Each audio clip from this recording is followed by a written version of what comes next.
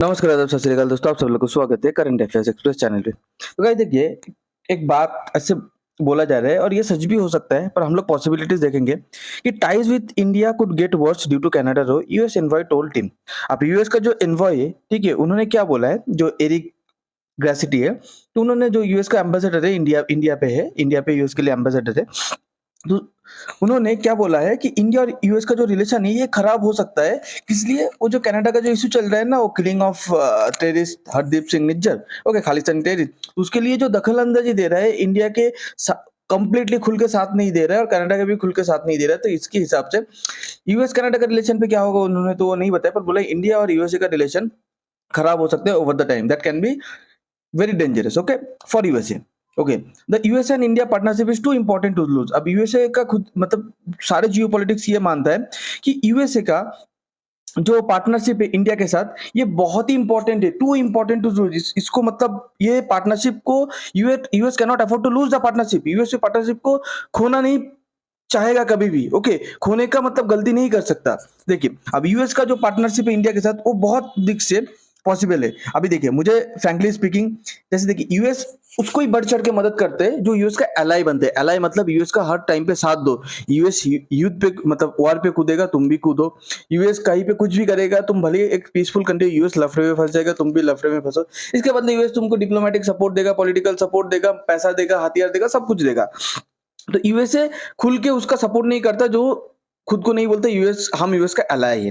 पर इंडिया को पता है, इंडिया ये एलाई वाला पॉलिसी फॉलो नहीं करती। India non alignment policy follow करते हैं, मतलब हम किसी के दल पे नहीं, हम इंडिपेंडेंट है, ओके। हम ना रशिया के साथ, चाइना के साथ, चाइना वाला ग्रुप है, ना हम यूरोप और अमेरिका वाला ग्रुप पे। तो इंडिया एक ऐसा कंट्री है पूरे वर्ल्ड पे जिसको यूएस हर एक टेक्नोलॉजी, पैसा, सब कुछ देने के लिए तैयार है, ठीक है।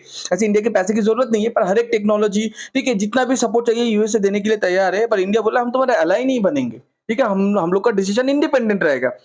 फिर भी यूएसए ने मान लिया, क्योंकि उसको पता है इंडिया, भले मैं पूरे वर्ल्ड को बोल सकता हूँ तुम अलाई, मेरे अलाई नहीं बनोगे, तुमको कुछ फैसिलिटी नहीं मिलेगा यूएसए से, पर इंडिया को ऐसा बोलूंगा तो उल्टा लॉस हमारे ही होगा। तो इसलिए बोलते, इसीलिए बोला जाता है India is not a US ally. India US का एक अलाई नहीं है, कभी अलाई बनना भी नहीं चाहा।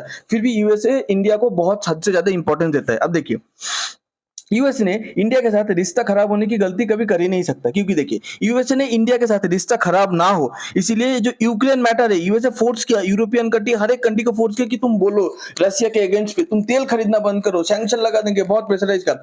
पर यूएन के मामले पे इंडिया खुल के यूक्रेन का साथ नहीं दिया, रशिया का साथ दिया है। यूएन पे वोटिंग से एब्सटेन कर गया, मतलब ना रशिया के खिलाफ, ना रशिया के अगेंस्ट पे वोट, मतलब ना रशिया के फॉर पे, ना अगेंस्ट पे वोटिंग किया, ओके।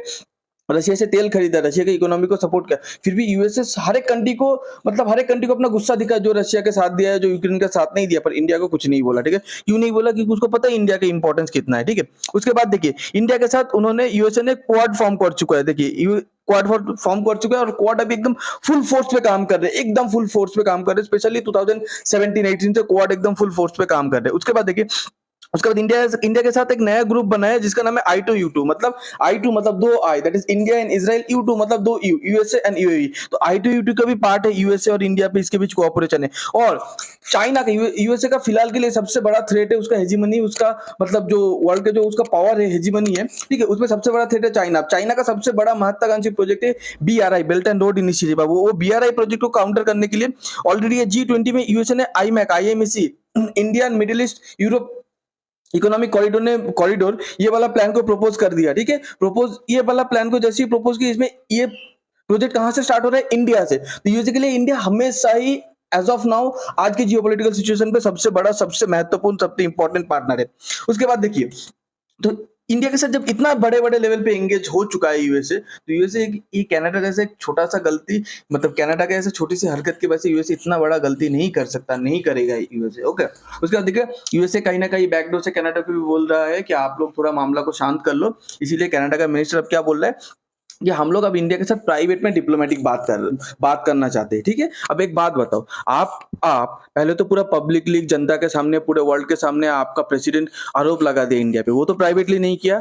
आप शायद आप कुछ ना कुछ बोलोगे, गलती हमारा है, छोड़ दो, हम लोग को इंटरनेशनल एम्बेरसमेंट होगा, सबके सामने माफी मांगे। तो बात को भी प्राइवेटली क्यों सुलटाना चाहते हो, ठीक है। प्राइवेटली क्यों निपटना चाहते हो? सबके सामने करो। जब स्टार्टिंग सबके सामने हुआ था, अभी प्राइवेटली क्यों? अभी भी सबके सामने करो। मैं तो बोलूंगा इंडिया को कनाडा के साथ प्राइवेटली बात करना चाहिए, बात करने के बाद उसको पब्लिक कर देना चाहिए। मैं तो हमेशा यही बोलूंगा।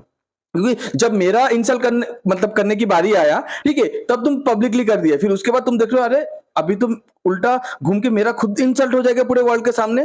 तो उस टाइम पे बोलते चल हम लोग प्राइवेटली बात करके मैटर को सॉल्व करते हैं। कोई मैं तो बोलता हूं कोई प्राइवेटली बात ही नहीं करना है, जो भी होगा पब्लिकली, और else कोई बात नहीं। उसके बाद इंडिया ने 41 डिप्लोमेट को बाहर निकल दिया कनाडा का। उसके रिटेलिएशन पे जब एक मीडिया ने पूछा कैनेडियन प्राइम मिनिस्टर से, ठीक है, कि इंडिया ने आपका 41 डिप्लोमेट्स को बोला बाहर निकल जाओ, तो इसका रिटेलिएशन मतलब इसके अगेंस्ट पे कि आप भी इंडिया का एक दो डिप्लोमेट्स को बाहर निकाल देंगे, ऐसा कुछ सोचो। कनाडा ने बोला इंडिया ने निकाल दिया, हम लोग ऐसा कुछ नहीं सोच रहे, हम लोग करेंगे तो ये चीज और बढ़ते जाएगा। तो कनाडा धीरे धीरे अभी शांत हो रहा है, ठीक है।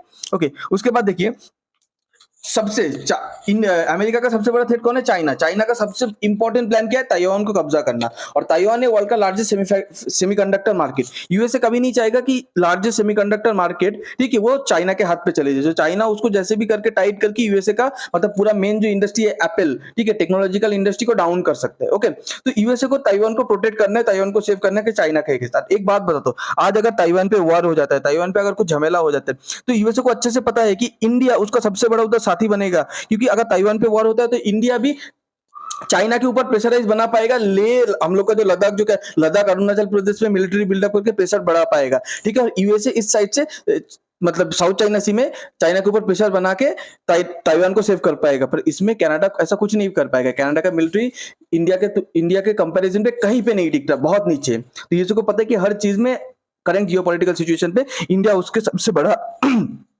साथी है, कनाडा तो है नहीं, ठीक है। तो उसके बाद देखिए ये सब जो बात बोलने लगा, उसके बाद यूएसए को एक ऑफिशियल बयान देना ही था। तो यूएसए ने क्या किया, रिजेक्ट कर दिया कि ये जो बात उठ रहा है कि इंडिया और यूएसए के बीच रिलेशन खराब हो सकता है कनाडा की वजह से, कनाडा की इशू की वजह से, तो ये सब बात एकदम बेबुनियाद है, इसका कोई वैल्यू नहीं है, ऐसा कुछ नहीं होगा। हम लोग के साथ इंडिया का टाई अंदर अंदर बहुत मजबूत है। ओके, तो आपको अगर ये वीडियो अच्छा लगता है तो प्लीज शेयर कीजिए, लाइक कीजिए, सब्सक्राइब कीजिए।